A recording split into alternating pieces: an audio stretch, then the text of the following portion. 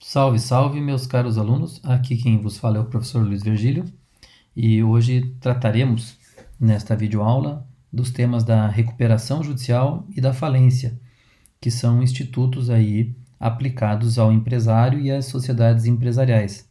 A ideia desta aula é que a gente consiga traçar uma visão geral que apresente os elementos introdutórios a esses temas, bem como os conceitos básicos que nos permitem entender o que é uma recuperação judicial e o que é uma falência, e os principais caminhos de procedimento e resolução desses processos importantes à preservação tanto do equilíbrio civil, empresarial e financeiro dos títulos, dívidas e crédito, ativos e passivos, portanto, como também do equilíbrio econômico-financeiro das empresas, tanto em sua função interna, enquanto os integrantes ativos do mercado, do instrumento econômico do mercado, como também a função social inerente à atividade empresarial enquanto entregadora de produto, serviço e também geradora de empregos.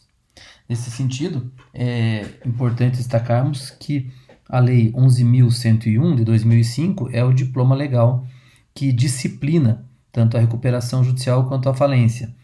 E ao fazer essa disciplina, nos apresenta aí duas estruturas que vão tratar de forma distinta, uma mais de forma preventiva, antecipatória, com medida ativa tomada pelo empresário e ou sociedade empresarial, outra de forma mais já consolidada ou reparativa, quando nós temos aí sim a decretação de falência.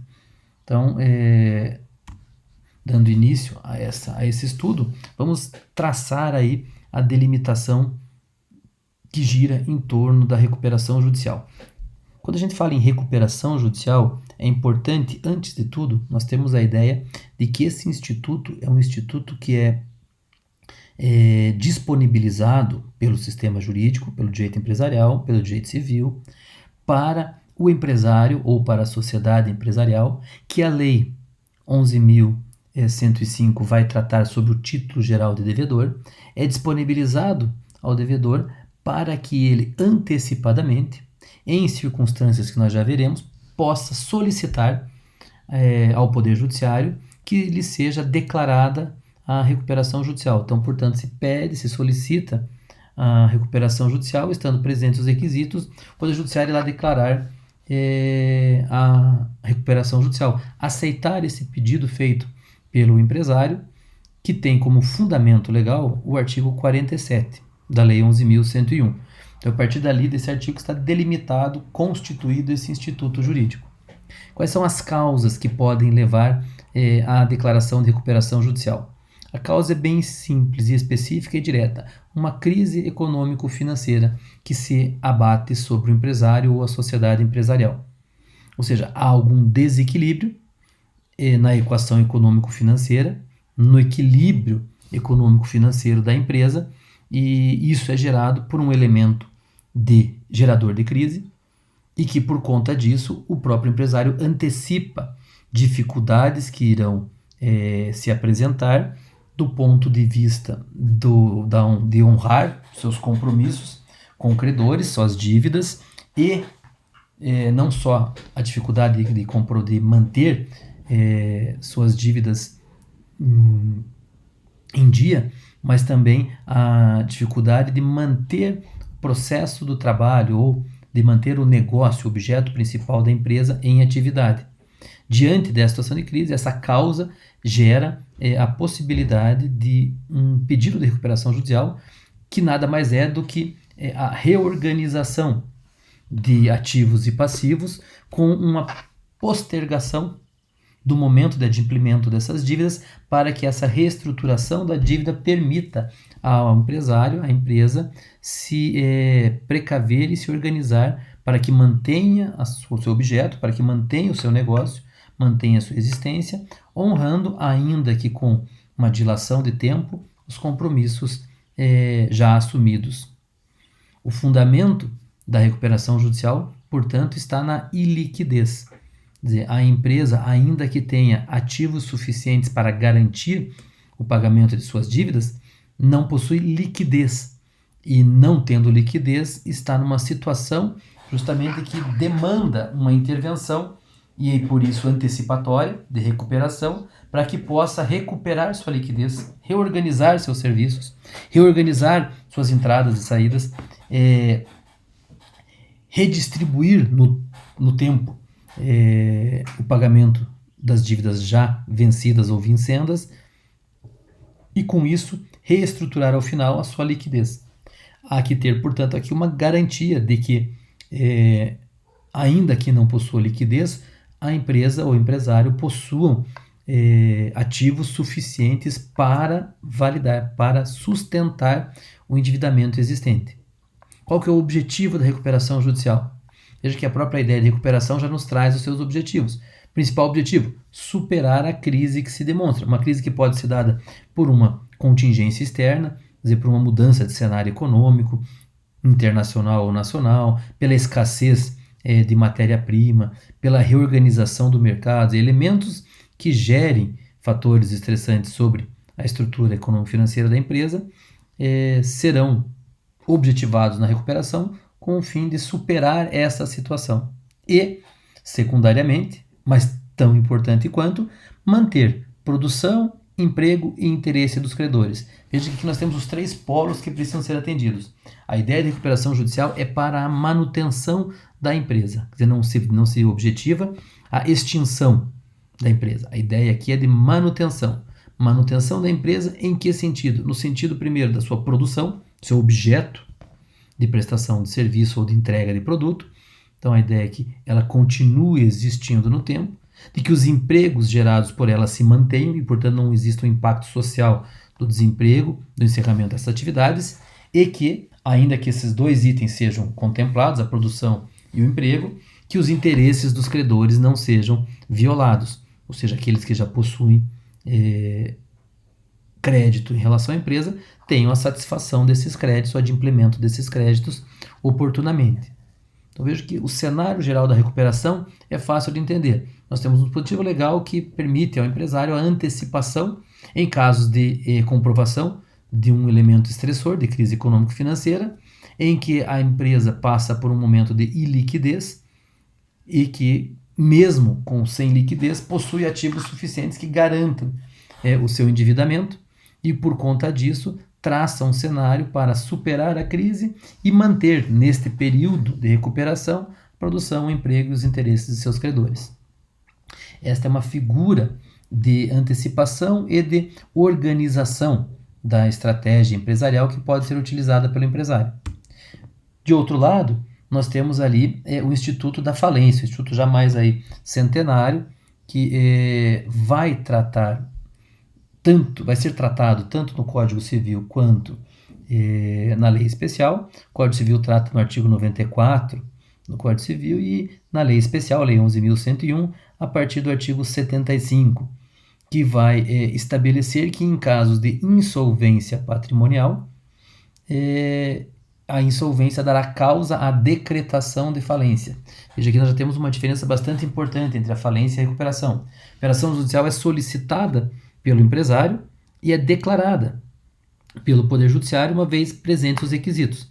A falência não. A falência, ao contrário, ela é decretada pelo Poder Judiciário no momento em que observa que há na empresa ou no empresário uma insolvência, uma incapacidade de garantir, de honrar os seus compromissos. Que fundamento gera essa comprovação de insolvência patrimonial? 3 fundamentos são possíveis de serem verificados. O primeiro deles, a impontualidade. Ou seja, a empresa deixa de pagar suas dívidas. Seus credores estão aí com dívidas em aberto.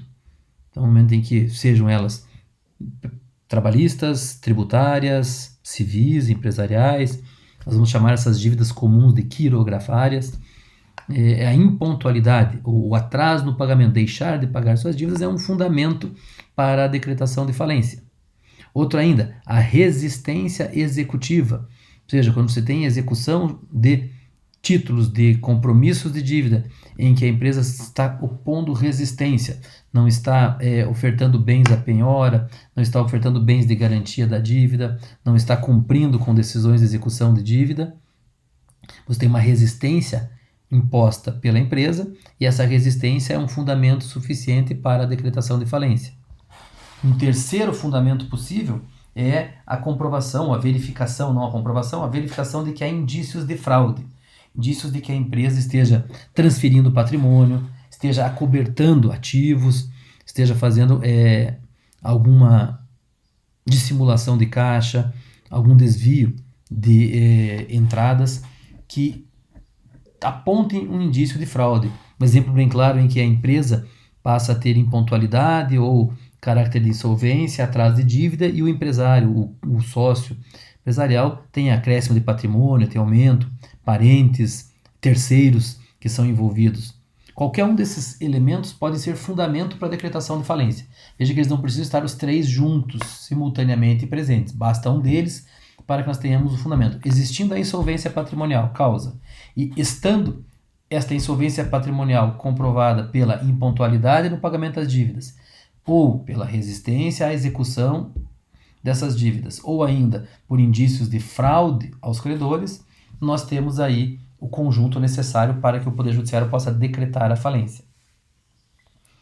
Qual o objetivo da decretação de falência? Para que se decreta a falência? Se decreta, antes de tudo, para preservar a fonte produtiva. A ideia aqui é permanência, manutenção da empresa, não é a sua extinção. Então, a ideia de uma falência é que você consiga recuperar a solvência patrimonial, satisfazer os direitos dos credores e que a empresa possa continuar. Ou seja, a ideia aqui é manter sempre produção e emprego. Essa é uma ideia. Então, viabilizar a realização do ativo. Quer dizer, você tem ativos que não possuem liquidez e que você precisa viabilizar ali da melhor forma possível para garantir credores e, se possível, manter a fonte produtiva. Então, na medida em que você vai viabilizar a realização dos ativos, você também viabiliza o pagamento do passivo. A ideia é de que você vai decretar a falência para que você possa satisfazer o direito dos credores que estão tendo o seu direito violado. Então, o cenário da falência, em relação com o cenário da recuperação judicial, tratam de dois institutos utilizados em momentos separados do tempo. Antes da insolvência, antes da impontualidade, antes que comece a dificuldade efetiva da empresa na satisfação de seus credores, o empresário antecipa, estabelece um plano de recuperação, organiza uma estratégia para que possa, com uma concessão de dilação de prazo, reestruturar seu equilíbrio econômico-financeiro e, portanto, manter credores satisfeitos e a atividade empresarial continuando a existir. Ou, num segundo momento, em que o empresário acaba se vendo numa situação de insolvência, sem condições de honrar suas dívidas, impontual, com credores tendo seu direito à satisfação do crédito não atendido, apresentando resistência à execução de dívidas ou ainda fraudando, buscando fraudar patrimonialmente os direitos dos credores. Então são dois momentos, um é anterior e o outro é posterior. Uma outra diferença é que um vai declarar apenas a aceitação do pedido de recuperação e a falência será decretada pelo Poder Judiciário. Os objetivos, ao final, serão comuns. A ideia de que você precisa satisfazer o credor e a ideia de que, na medida do possível, se preserve e se otimize a fonte produtiva, se mantenha a produção, os empregos e a estrutura existencial da empresa, do negócio. Essa é a ideia por trás ali, objetivando a fixação desses dois institutos. É importante também destacar que o objeto específico da falência ou da recuperação judicial, ou aquela pergunta que responde, quem pode pedir recuperação judicial, ou a quem pode ser decretada a falência, a Lei 11.105 vai dar o nome para esse empresário ou sociedade empresária de devedor. Então, a figura do devedor é o nome atribuído, é o título ali atribuído à lei para sinteticamente tratar dessa realidade. Quem pode propor recuperação judicial ou sofrer falência é o empresário ou a sociedade empresária. qualquer empresário e qualquer sociedade empresária. Um empresário em nome individual, singular, uma EIRELI, uma empresa de sociedade por cotas de responsabilidade limitada, uma sociedade anônima. Não é o tipo societário que define, mas qualquer empresário ou sociedade empresária que pela lei é tratado como devedor, irá figurar aí como polo na recuperação judicial e na falência. A lei vai ser explícita e específica em relação a quem não se aplica o conceito de devedor. Quer dizer, esta lei ou os institutos da falência e da recuperação judicial não podem ser utilizados contra a empresa pública e a sociedade de economia mista. Ou seja, a administração pública indireta não está sujeita à recuperação judicial ou à falência. Os institutos são lá do direito administrativo para a recomposição dessas situações de insolvência ou de iliquidez destas empresas. E aí, no inciso 2 do artigo 2º, a lei vai trazer algumas sociedades empresariais que têm características específicas e que não irão se sujeitar ao processo de recuperação judicial de falência, majoritariamente por conta do objeto específico da sua atividade. Que seriam essas? Instituição financeira, seja ela pública ou privada, bancos, cooperativas de crédito não se sujeitam, consórcios, entidades de previdência complementar, sociedades operadoras de plano de assistência à saúde, sociedade seguradora, sociedade de capitalização ou qualquer entidade que a lei equipare a uma dessas circunstâncias. Vejam que aqui nós estamos falando basicamente de quem opera com crédito, com saúde ou com seguro. Então veja aqui qual é a ideia. As empresas que estão vinculadas são instituições financeiras, de alguma forma trabalham com crédito, cooperativa, consórcio, ou trabalham com a previdência, seja ela de serviço ou de reserva, previdência complementar, operadora de plano de saúde, seguradora, sociedade de capitalização, não estão sujeitas aos institutos da recuperação judicial e da falência. Aqui, a declaração, a categorização, a identificação das exclusões é numerus clausus, que significa dizer que apenas estas fixadas explicitamente pela lei é que estão fora do alcance desses institutos. Qualquer outra empresa ou empresário que não esteja elencado no inciso 1 e inciso 2 desse artigo estão sujeitos à recuperação judicial e à falência. Qual que é o efeito primeiro e principal, seja da decretação de falência, seja do deferimento do pedido de recuperação judicial? O primeiro e o principal efeito é esse: ele vai suspender o curso da prescrição e de todas as ações de execução em face do devedor. Ou seja, ele vai suspender. O que nós vamos fazer aqui? As dívidas vão estar suspensas e vão ser reequilibradas na recuperação para um pagamento posterior, uma dilação no tempo.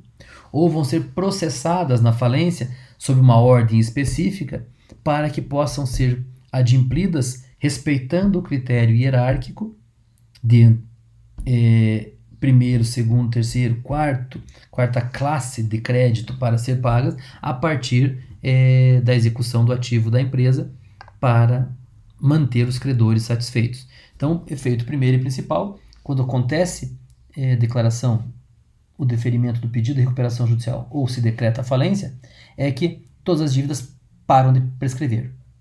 Quer dizer, não há mais possibilidade de aquele credor perder o seu direito. A prescrição não corre mais. Nós vamos agora reorganizar essas dívidas para saber quais dívidas existem, qual o critério hierárquico delas, quais pagar primeiro, quais pagar por último. E todas as ações que estiverem tramitando, executando o devedor, vão ser suspensas e vão ser o quê? Trazidas ao processo de falência ou de recuperação judicial para que possam compor aí o conjunto dos créditos a serem adimplidos.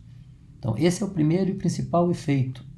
A partir destes elementos que nós identificamos, recuperação e falência, e deste efeito principal, nós podemos apresentar um quadro que vai trazer as disposições comuns a que seguem, tanto a recuperação quanto a falência. O que é importante perceber aqui? É importante perceber, não o quadro todo apresentado, mas que nós teremos aí um caminho comum nesses procedimentos que vão passar pela fase de, primeiro, habilitação do crédito. Quer dizer, todo credor irá habilitar o seu crédito.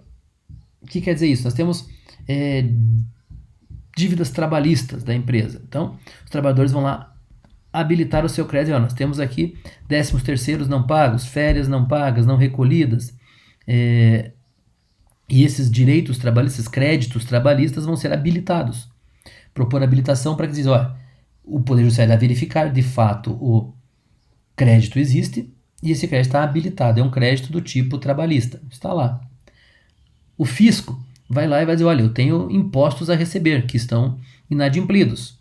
Vai habilitar o seu crédito. Habilitamos o crédito ali. Nós temos aí o credor quirografário, o credor normal, aquele fornecedor de matéria-prima, fornecedor de produto para revenda, produto industrializado. E tá ali, eu tenho um boleto que está atrasado, eu tenho minha dívida. Vai lá e vai habilitar o seu crédito no processo. No momento em que todos os credores são chamados, através do edital, a habilitar o seu crédito, é feita a análise, chocado se existe divergência ou não divergência, validados, e no momento abre passo para impugnação do crédito, claro, a empresa vai poder se manifestar, há todo esse trâmite de contraditório, e ao final nós vamos ter a habilitação final dos créditos.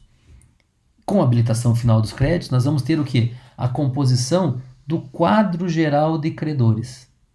Quem são os credores dessa empresa, deste devedor? A quem o devedor tem compromisso de saneamento de dívida. Então, nós vamos ter ali um quadro geral de credores. Este quadro geral de credores irá formar um conselho de administração.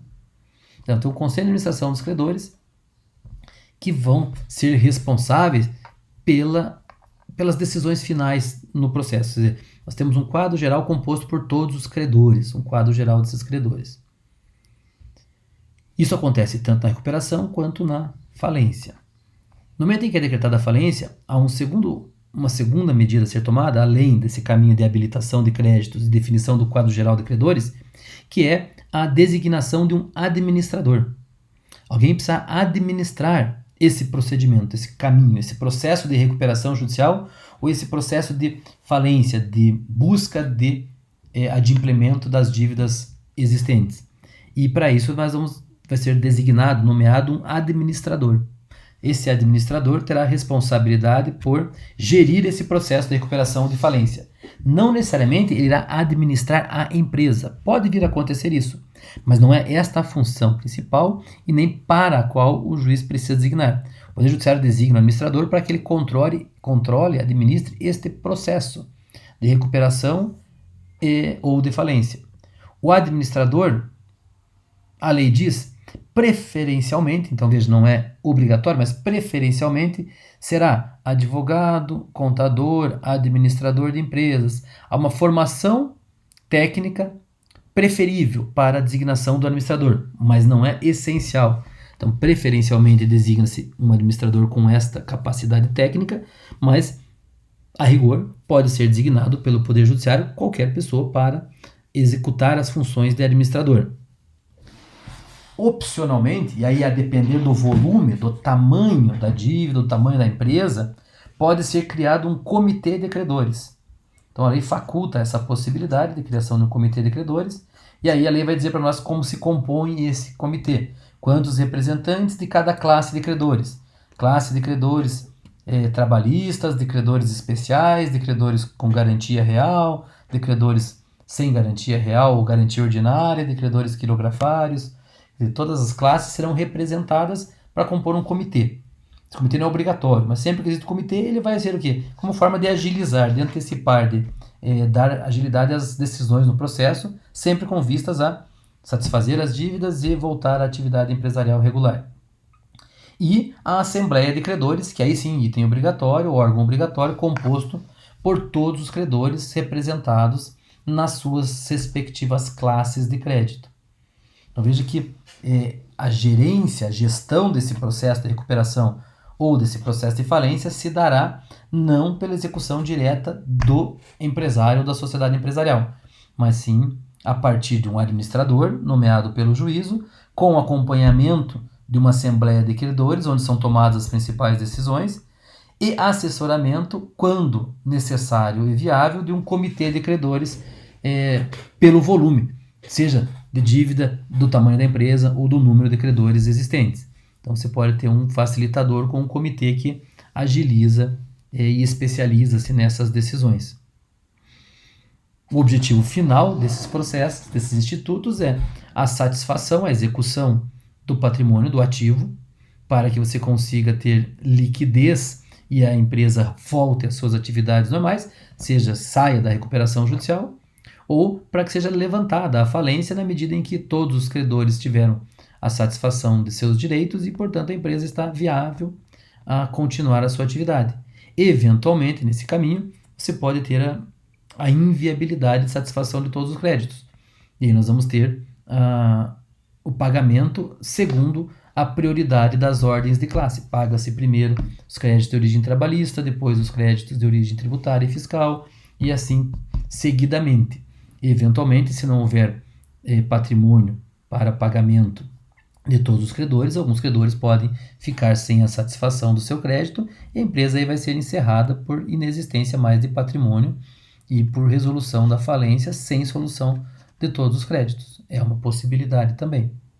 Importante destacar aqui, reforçando que esses são institutos absolutamente importantes para a condução do processo econômico, especialmente na esfera da microeconomia e das relações entre agentes econômicos no mercado liberal capitalista. Mantemos aí, como sempre, à disposição para qualquer dúvida ou comentário pelos canais de contato já divulgados. Um grande abraço a todos.